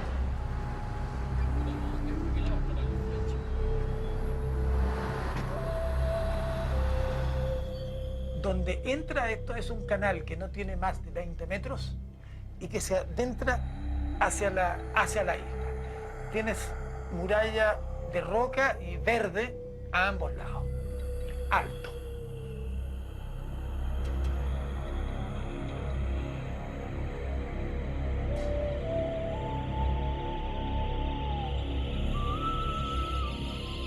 Había una especie de canal angostísimo, donde cabía el yate justo, y llegaba a una parte donde se cerraba el canal. Había una especie de un embarcadero, se bajaron, amarraron, una cosa bastante rústica, te voy a decir.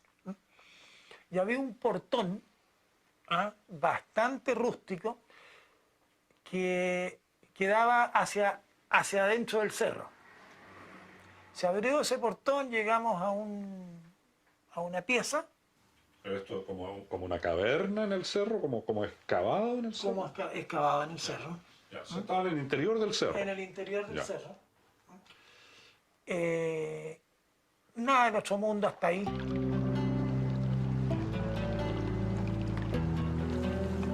Ya llevamos más de un día con la tripulación y todos sus miembros nos apoyan permanentemente. Tanto ellos como nuestro equipo de producción toman fotografías de recuerdo. ¿Dónde vamos? A ver, ¿para qué lado?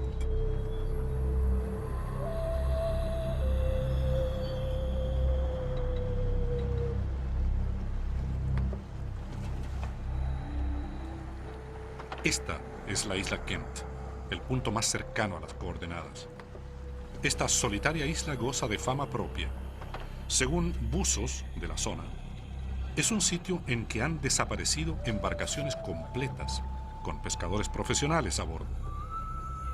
Decidimos bajar a investigar. Los marinos, portando sus armas de servicio, nos acompañan.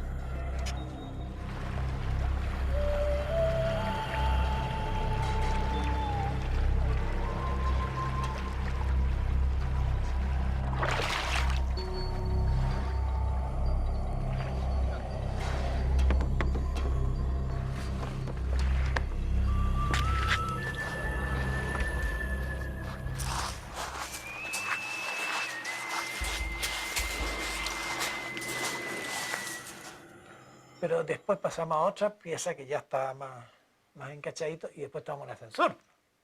Ascensor. Hacia abajo. Hacia abajo. Bueno, y ahí está. Ahí me quedé con la boca abierta. ¿Por qué?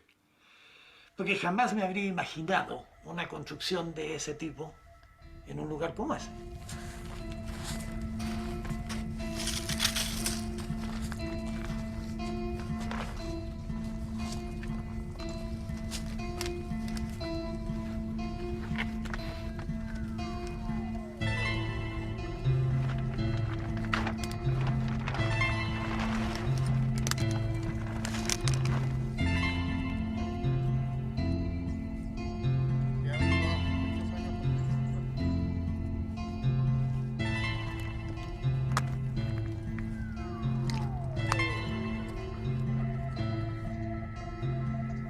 Ahí vive gente.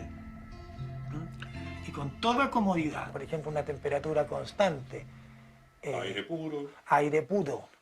¿Hombres, mujeres y niños? Hombres, mujeres y niños. Yo a la gente que llevé, yo llevé hombres, mujeres y niños también. Habían terminales de computadora cada rato donde tú podías preguntar cualquier cosa, como por ejemplo el menú. ¿En qué idioma se hablaba en esa ciudadela? Allí se hablaba en castellano.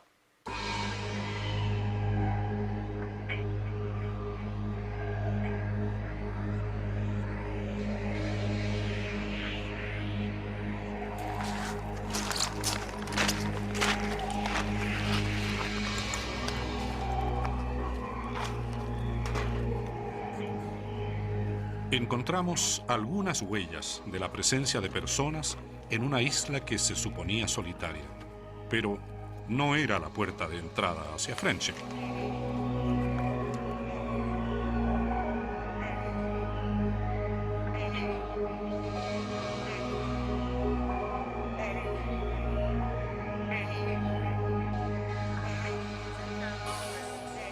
Las personas de Friendship no eran más de 14. Pero habían unas 60 más visitantes, así como yo. ¿Chilenos? No todos, pero latinoamericanos sí todos. Bueno, ¿te dijeron quiénes eran ellos a todo esto? ¿Y por qué están ahí? Sí, que ellos son servidores de los servidores del Señor. Y los servidores del Señor son los ángeles del Señor. Que son los extraterrestres. Supongo que sí. Supongo que sí.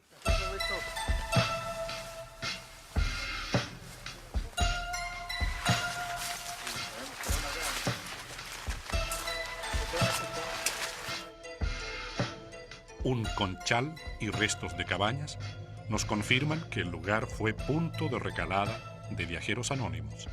Pero todavía no hay señales de construcciones más sofisticadas, ni menos de una ciudadela subterránea como las que describe Ernesto de la Fuente. El viaje continúa.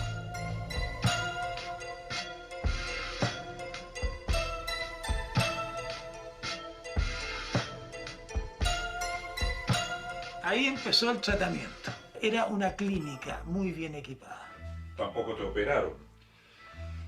En el sentido de que hubiese una intervención cortándote la piel. Y tal. Tengo entendido que hay una cosa, que para hablar de este tema siempre ocurre lo mismo, y siempre me ha pasado lo mismo. Hay problemas de vocabulario, porque son conceptos que nosotros no tenemos. Yo tengo entendido que me intervinieron físicamente, pero no me cortaron. Perfectamente. ¿Me entiendes? Sí, claro. ¿Y cuánto tiempo duró este tratamiento? Aprox. Días. 4 días, 5 días. ¿Tuviste dolor? Nada. Absolutamente nada.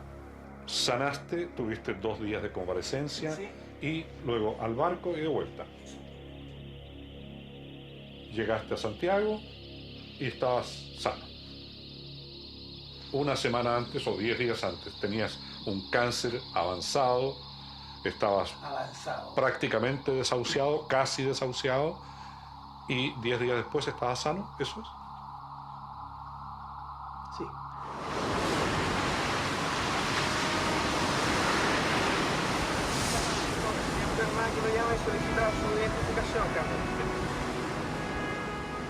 Abandonamos la isla Kent, deseosos de llegar al punto exacto de las coordenadas que poseíamos y que marcaban la posición de la isla Friendship.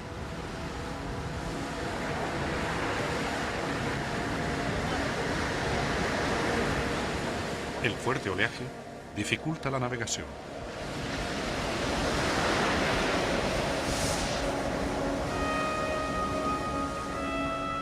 Estamos como a 2 millas exactamente del punto indicado, pero las condiciones y la capacidad de esta unidad no nos permiten entrar más allá. Sería arriesgar inútilmente la seguridad de usted y de la unidad. Por ahora, la búsqueda se detiene. La isla Friendship sigue lejos, inalcanzable. El oleaje indica que corremos peligro. Debemos regresar. Pero pronto aparecerá un nuevo testigo clave que vive en Santiago y que dice haber tenido contacto con un habitante de la isla.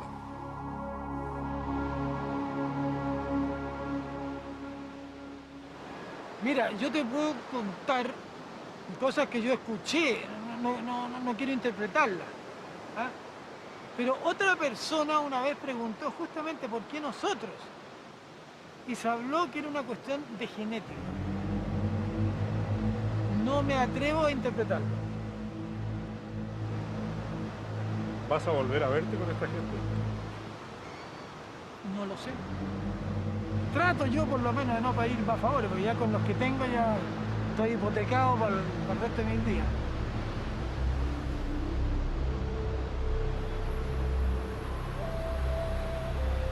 Te sientes así, ¿eh? Tan agradecido. Muy agradecido porque no solamente decir, me salvaron mi vida física, sino que, pucha, aprendí a conocer a Dios, a amar, tengo una pareja con la cual soy feliz. Se me han dado todo lo que tengo y la orientación de mi vida.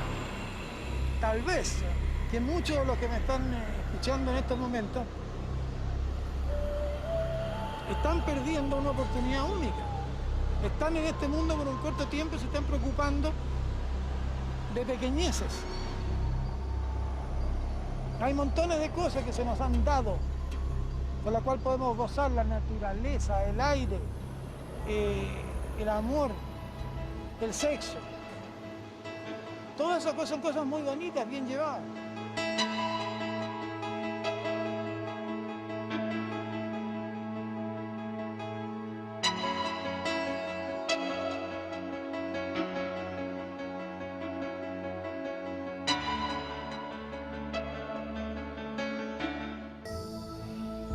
La historia de Friendship tuvo para el equipo investigador de nuestro programa un desenlace inesperado. Y no en los agitados canales australes, sino en la ciudad de Santiago. Más exactamente, en la casa del tarotista Eduardo Godoy. Supimos de él cuando reveló a la prensa que había sido visitado por un misterioso personaje de extrañas pupilas que venía de Chiloé y que decía ser, en verdad, un extraterrestre. En el momento de la tirada de las cartas se presentó algo anormal, que no es muy común. Entonces le dije, ¿sabes qué? No puedo verte el tarot. Te veo como mucho volar, mucho desplazarte, y unos túneles que veía también. Túneles que son cortados como mantequilla. Eso es lo que me acordé ahora. Entonces como que la tierra la cortan como mantequilla. Entonces mucha agua, mucha agua, como esta carta que veo acá. Mucha agua y parecido a él. Veo Chiloé, no sé, pienso que eres como profesor, enseñas, no sé, la verdad es que no, estoy nulo, no sé qué ver. Me dijo, no, está bien. Lo que pasa es que yo soy extraterrestre. Entonces yo lo miré y me impresionó porque no me estaba mintiendo. Entonces lo observé. Entonces me dio miedo. Y antes que le dijera que me dio miedo, me dijo, no me tengas miedo. Entonces yo le dije, bueno, no sé. Me dijo, no, me dijo, lo que pasa es que queríamos conocerte. Ese tal lugar que tú dices es lo que nosotros llamamos Friendship, ¿o no? ¿En la isla? Sí. Periodistas y testigos independientes confirman las dotes de clarividente que posee Eduardo Godoy. Su lectura del tarot, dicen, suele entregar a quienes lo visitan acertadas revelaciones sobre sus propias vidas. Sin contarle detalles del viaje, le mostramos nuestras fotografías y mapas que veía por primera vez. Entre las imágenes de los tripulantes de la lancha de la Armada, Godoy aventuró que uno de ellos sí conocía la verdadera ubicación de la isla Friendship. Este ser que tenés aquí sabe mucho más de lo que pretendió hacer eso. Saber, digamos, no... Sabe que no le gustaría que lo encontrara. Pero está latente, está. ¿Cómo se llama él? Eso no te lo digo, mejor. Bueno. Pero uno de estos que está acá, nos acompañó, sabe. Por supuesto. Cuando anduvimos buscando la isla en el sur, ¿anduvimos muy lejos? Después le mostramos el mapa de la zona de los canales por donde navegamos. Sus intuiciones revelaron una aparente contradicción en la ruta que no habíamos advertido. ¿Por qué andaban ustedes? Por acá. ¿Sabes que teníamos unas coordenadas que nos habían dado? ¿Cuáles tenían? Unas coordenadas donde nos habían dicho que creían que estaba en la isla. No, no tenían las coordenadas. Esto lo podrías comprobar con un Garmin. Pero no te llevaron allá. No, no alcanzamos a llegar por el mar. Pero aquí estuvimos. No siento eso. No siento eso. De verdad que no. No sé, no puedo estar tan equivocado. Pero no te siento ahí. ¿Dónde sientes que estuve? Aquí. Si quieres no me lo respondas, pero me estás diciendo en el fondo que yo le pedí algo a los marinos y los marinos, como yo no soy hombre de mar, me llevaron donde ellos quisieron. Donde ellos quisieron, correcto. ¿Alguna presión por detrás tendrán? Esta es la zona que recorrimos. Pero, según este vidente, en realidad estuvimos acá. Apelando siempre a sus dotes de clarividente, le preguntamos a Eduardo Godoy si podría determinar la ubicación de la isla Friendship. Pero si esto sale, se divulga, un montón de gente va a querer ir allá, a sanarse cáncer, ver distintas cosas, no los van a dejar tranquilos, se van a tener que ir. Y algún fin, entre comillas, tendrán que perseguir ellos. Tanto como los de afuera como los de aquí. Pero no creo que ellos quieran ser molestados. Si tú me sacas el tarot, ¿puedes saber si voy a encontrar la isla? Sí. Sí. ¿Lo podemos hacer? Barájala, entera.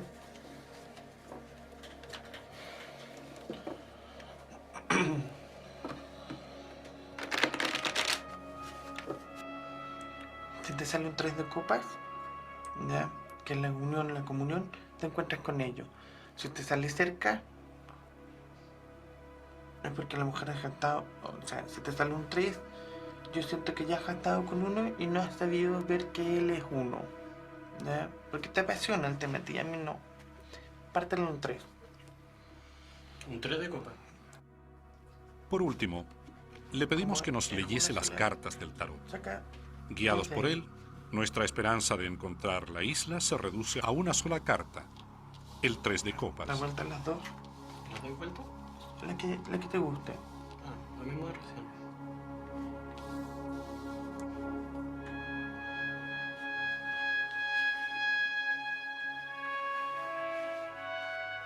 Para nuestra sorpresa, la carta que sale es el 3 de copas. Es igual, tenés intuición. Úsala.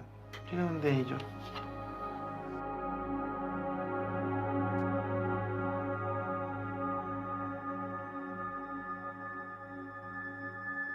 Nuestra investigación, que comenzó en las oficinas de James Ober en la NASA y en los archivos de Televisión Nacional, donde se guarda el registro del OVNI de 1985, nos llevó finalmente a la mesa de un tarotista que asegura haber sido visitado por un presunto extraterrestre.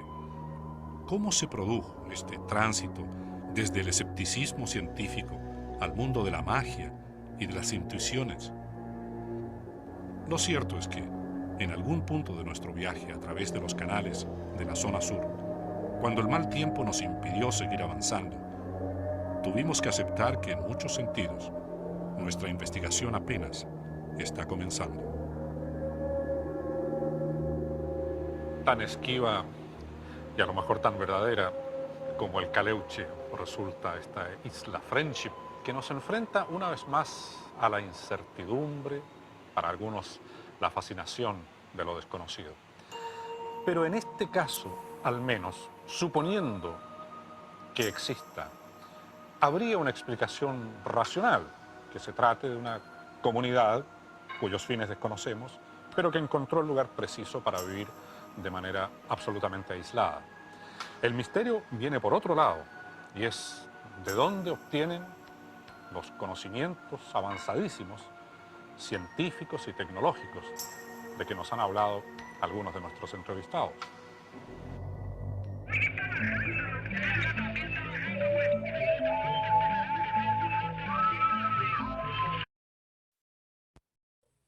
Bueno, creo que está completo también. Este caso para mí es muy interesante y decidor porque está en América Latina, ¿no? Hubo el caso Friendship también en Italia, Amicicia se llama el caso y no sé si ustedes ya pues lo vieron en algún momento y también se habló mucho de esto, ¿no? Vamos a ver, creo que Pedro Briones quiere hacernos alguna pregunta. Buenas noches. ¿Este caso en qué queda? De pronto usted que sepa. Este caso queda en la mera especulación en cuanto a la investigación de ubicar dónde está Friendship. Pero en la parte real existe no una, sino dos personas a las que han curado, esta que se hizo pública y otra que no se ha hecho pública. Y hay un sinfín de historias de gente que ha navegado por ahí y que ha visto Nautilus 2, ¿no? Y ha visto a estos seres rubios, altos, nórdicos. Como nórdico, sí, como el de diplomacia extraterrestre. Sí, así es. Aquí en Ecuador hay ese caso parecido. O sea, como el de De que Friendship. les hayan curado a los extraterrestres a una persona, me dice usted. Sí. Bueno, nosotros presentamos un caso el otro día que está muy cercano, ¿no? Que es el caso de Pablo Salina en Loja. Presentamos un documental completo. Y otra pregunta, ¿también hay clarividentes aquí en Ecuador o en Cuenca? Bueno, hay clarividentes, pero no son públicos los que a mí me interesan porque es gente que no cobra dinero. Claro, claro. Que lo hace cuando nace del corazón. Hay los otros, los clarividentes habladores, que son los mentes están detrás. Eso es el extra, digo. Sí, no. Bueno, siempre tiene que ser así, ¿no? Así tiene que ser. Acostúmbrense ustedes a esto, a que así tiene que ser. Siempre tiene que ser así. Va a haber de los unos, va a haber de los otros, siempre va a ser igual. Disculpe, don Jaime, no sé si se fijó en el mapa que estaban viendo de ese documental. Estaba el Mercurio y estaba el mismo logo del Mercurio de aquí de Cuenca. Sí, es que un socio, la historia más o menos es así, un socio del diario El Mercurio de Chile, se separó en la década de los 60, creo, y vino aquí a Cuenca, que es el padre de Nicanor Merchán Luco. Y él puso el diario aquí, chileno. Gracias. Sí, así es. Bueno, mis queridos amigos, ahí tienen evidencia de la una y evidencia de la otra, ¿no? Claro, yo pude haberles dicho, bueno, miren el caso. No. A mí me interesaba tener la constancia, la certeza de que ustedes lo vieron. Ya, ahora ya lo saben, ¿ok? Bueno, nos veremos mañana con el último tema, evidencia, siempre evidencia, ¿no? Que tengan una buena noche, hasta mañana.